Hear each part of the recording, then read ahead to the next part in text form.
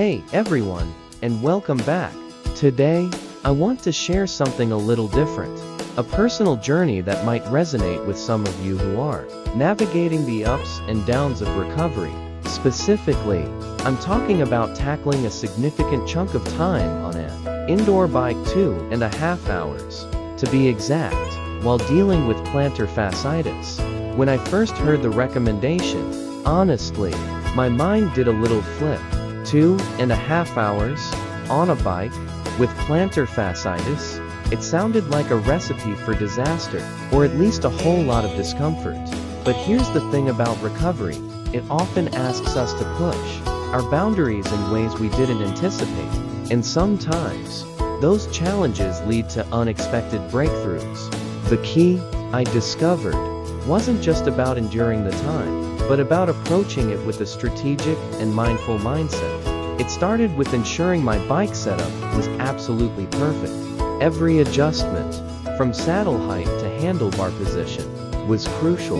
We're talking about minimizing any strain that could potentially aggravate my foot. This meant a lot of trial and error, listening intently to my body, and making micro adjustments as I went. Then came the pacing. 2.5 hours is a marathon, not a sprint, especially when you're healing. I focused on a steady, consistent effort. The goal wasn't to break any personal records, but to build endurance and keep the blood flowing, which is so vital for healing. I found that a lower resistance setting, allowing for a higher cadence, was much kinder to my feet. It was about smooth, controlled movements, almost like a gentle massage for my legs and feet, rather than a forceful push. Hydration and nutrition were also non-negotiable. Keeping my body well-fueled and hydrated throughout such a long session is essential for overall recovery and energy levels. I made sure to have water readily accessible, and a small, easily digestible snack within reach for the longer stretches. But perhaps the most important element was the mental game. 2.5 hours can feel like an eternity, especially when you're in discomfort. I learned to break it down. Instead of looking at the entire duration, I'd focus on completing the next 30 minutes, or even just the next 10. I found that having a good playlist, an engaging podcast, or even a captivating audiobook could completely transform the experience. It allowed my mind to wander, to focus on something other than the physical sensations, and to make the time fly by. I also made a conscious effort to practice mindfulness. This meant paying attention to my breath, noticing the rhythm of my pedaling, and acknowledging any sensations in my foot without judgment. If there was a twinge, I'd adjust my position slightly, ease up on the resistance, or simply remind myself that this was a temporary phase. It was about working with my body, not against it. And you know what?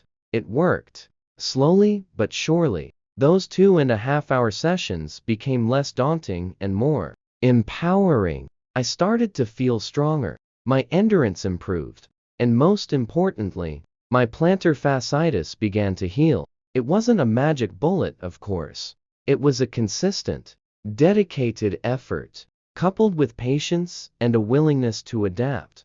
This experience taught me so much about the resilience of the human body and the power of a positive, proactive approach to recovery. If you're going through something similar, whether it's plantar fasciitis or another challenge, remember that progress often comes in small, consistent steps. Listen to your body, be patient with yourself, and don't be afraid to explore different strategies. Thank you so much for letting me share this with you today. I hope it offers a little bit of encouragement or a new perspective.